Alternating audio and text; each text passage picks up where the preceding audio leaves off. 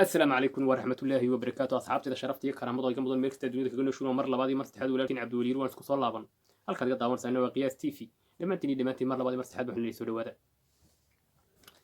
مالمو كلا دوان وقتيادنا كلا دوان قريونا كلا دوان قواكنا كلا دوان ما أنتم حيني هيا ما أنتم حيني هيا قصة شعير وآدي آدو حنون بدن مركان دقيستي والله يعني بيني شيء بين مركان دقيستي آد بيجان حسي إني كانوا وادي لما يصدون تضايل لما يستان وحب بدن بد وقادهم تان لكن أنا قصة في شكله قلنا إحنا كعصنا يتذكر صوت سبسكرايب كنا صار هذا ترون لو تكتين لايك تيو كمان كانوا قريب وحي فرينا أدبانو المهتنين ترون دواء مرحلة شكله واحد كده عادي مركو قول السي هرجيسي كده عادي وين داير تهاي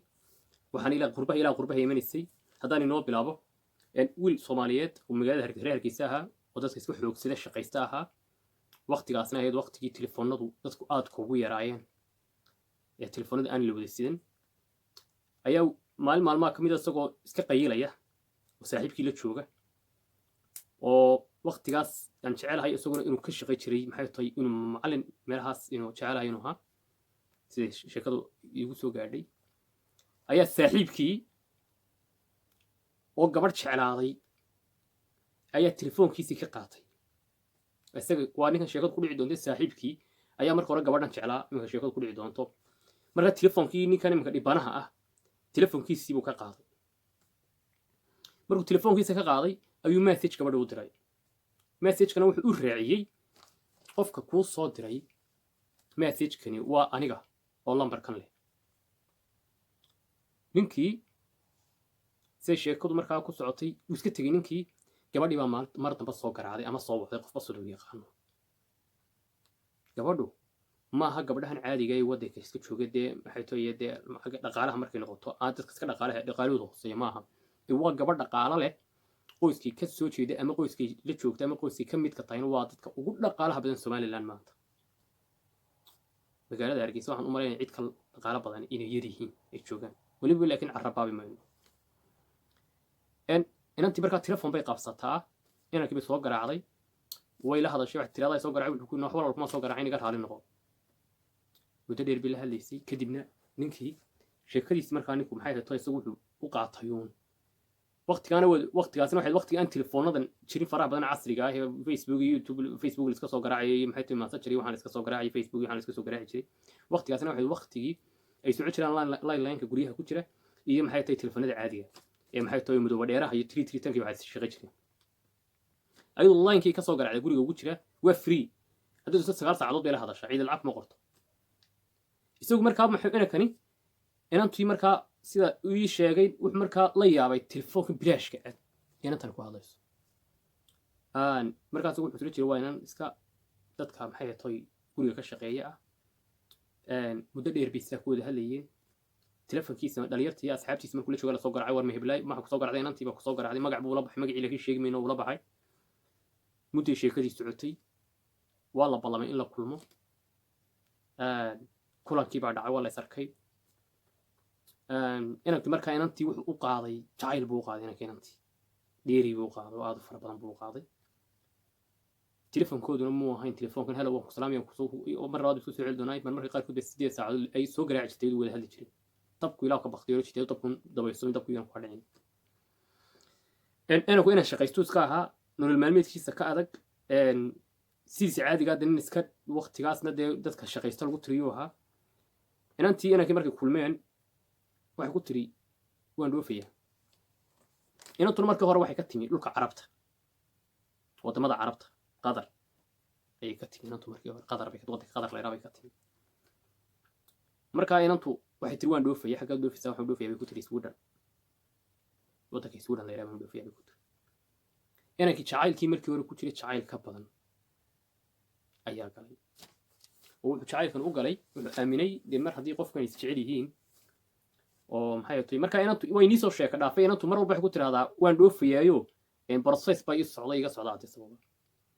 marka maalin laba maalmood laba soo hadasho maalin saddexaadda way la joogtaaba marka inantana waa inan dadkoodu lacag leeyihiin dhaqaale leeyihiin waxay samaysaa keliya diyaarad bay ka raacday Hargeysa aad sabay ku tagtaa arrinteeda soo dhamaysataa laba maalmood kadibna way soo noqotaa iyadoo waxay ula mid tahay iyadoo taxi ka raacday Hargeysa oo tagtay maxay tahay Burco tagtay ama Berbera tagtay isaguna wuu aamin waa xisra gabadha waa gabadh ugu ciyaaraysa maalintii ugu dambeysay wada kulmeen kadibna waxa ku tiri waxaan doonayaa waan dhoofiga toddobaadka soo socdaana ku qoranay flight ku qoranahay labadeen in baa isle hadduu jacaylku kaa dhab yahay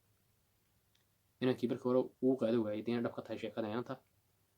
sheekadii maalmii daba sii yar socotay inantu way dhooftay addis waxay kala soo hadashay iswiidhan bay kala soo hadashay inankii waxay ku tiri waan joogaa adaan ku maqanahay inankii jacaylka waa kusii laba qarxay inankii markii sidaa uu samaysay muddo kadib inankii waxay ku gubaabisay inuu soo tahriibo oo kuwii ay ku tiraa soo tahriib dalka ka soo bax anaa garabkaaga taagan wax alaali wixii kugu baxaya isagu nin rag uu ahaay muu aaminsanayn kolley gabadh intuu wuxuu ilaalinayay sharaftoo gabadh baa ninkaa soo kaxaysay oo soo baandhaysay oo waddanka soo marisay waddada ayuu ka xishoonayay wixiisii buu farsamaystay ilaa wuxuu yimi libiya yimi uu soo tahriibay uu soo tacabiray libiya yimi sheekada waan soo koobayaa libiya markuu yimi ay u baxaysaa heestani heesahan buu qaadi jiray waqtigaas kadib waxaa dhacday inantii markuu yimid maxay tii libiya yimi ayuu la hadlay wuxuu doontii lacag bay ga dhiman inaan soo baxan waan doonayaa muxuu qorshahaagu yahay maxaad ugu caawi kartaa ugu tiri maadigoo nina ayaad aniga waxay weydiinaysaa yacni kamuu filin taas wuxuu doonta ha ku dhaafiso iska aamus dee reerkoodii la hadal lacag loo soo dir badda soo jeex talyaani buu yimid talyaani markuu soo galay efari laga qaaday ayuu la hadlay isaguu yidhi talyaani baan jooga way qaadi weyday makaa dhaba haabuu ku yidhi ka soo baxsay ku tiri meesha iskaga kaalay igu kaalay maxay tii suudan igu kaalay arrintan iska dhammayno caaqiladii buu la hadlay caaqilkiisaa buu la hadlay inantii buu isbaray waxay ku tiri markuu isuudha yimaado labadeedu waan isguursanayna reerkoodii baa ogaaday inuu gabadha anigu ku socdaba sheekadii baa qaraxday markaa wuxuu ku jiraa kaam waqtigaana kaamka lagama bixi kari jirin qofka ilaa sharci yar la siiyo waddanka ku joogi karo lama bixi jirin ninkii inantii wuxuu doonay inuu u baxo uu baxsado ninkii carabkiisu calaashtay carabkiisa ayuu calaaliyey siduu dhiig uga yimaado ilaa tiimbay baan qabaa misuu dhiigii tufay dhakhtaradii baa yimi way qaadeen dhakhtar bay geeyeen dhakhtarkiibaa uu ka baxsaday wuxuu tegey room markuu tegayna niman ay tolahaayeen baa ku yidhi waxaad tagtaa naaboli buu tegey sharci yar baa looga sameeyey sidii buu diyaarad ku raacay stockholm buu ka degay inantii buu la hadlay markuu stockholm ka degay 3 habeenimo meelahaas ka degay wuxuu ku yidhi waan joogaa iyadana waxay ku tiri hadalkii ku yidhi wuxuu ku tiri waa 3 habeenimo waan hurudnaayey rigimbi aanu ma garanayo laakiin rigimbi meel la yiraahdo oo mana reer Suudaan wada garanayaan ay ku tiri rigimbi meesha la yiraahdo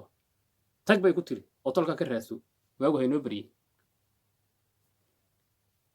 waay buu ku yiri rigibidii buu tagay rag buu ka helay ragii habeenkii hooyay waagi baa bariyay uu la hadlay telefoonkaygii nabadgeli bay ku tiri mar dambana hay soo garaacay wuu qaada waayay telefoonadii blog bay wada saartay lamar ka soo garaaca blog bay saartay dad cid walba uu la hadlay waa ninkan uu doonay bay tiri telefoonkii bay ka qaban weyday ogoo faro xagaa ku lahaa talyaani Sweden baa qabatay muddo joogay Sweden waqtiga aan sheegay waa 2008 horta ilaa 2008 ilaa maanta ninkii wuxuu iska dhibay 14 dalbi iska dhibay jacaylkeedina muu ilaaway gacmaheeda ayuu ku qortay magaceedii saacada aan ila hadlayo ilaa iyo maalintii ugu dambeysay ee hargeysa soo dhoofisana wali mu arag gabadhiina wali lama guursan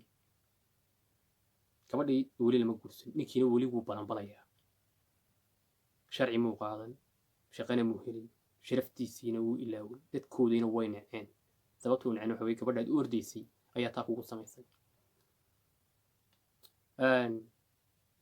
welina inantii lama guursan weli inantii way joogtaa inankiina weli gabadhii wuu raadinaya waxaanu qaadayaa heestan oo kale ayuu qaadaya marka taas waxa maanta aan doonaya inaan la wadaago inantii lafteedii haddayna maqlayso ina arkayso ama na aragto xawleena weli wuu ku jeceliyay u soo noqon kulaan ragga iyo dumarkana waxaan leeyahay in qalbiga la iska dhaawacmo qurux badnee waa in dib la isugu noqdaayo sharafta la ilaaliyo Soomaaliyeed ragga sharaftoodana la ilaaliyo dumarka sharaftoodana la ilaaliyo waani soo koobay dhawaana insha Allah isaga khadka telefoonka kala hadli doonaa waan la xiriiri doonaa waani dhageysi doonaa barnaamij baan ka sameey doonaa toos ah oo khadka telefoonka ah aad iyo aad ma santiin dad ka heshay ama ay ku naxdin gelisay sheekadan ka sheekeynay ugu soo biir subscribe noo saar like noo saar dad loo joogteena xagga hoose noogu soo qor wixii fariintaada ah aad iyo aad baan mahadsantihiin dhammaantiin waynu wada salaamayaa dilibka ha inii soo banaado goortuna ha inii soo banaato ha inii wanaagsanaato wassalaamu calaykum waraxmatullaahi wabarakaatu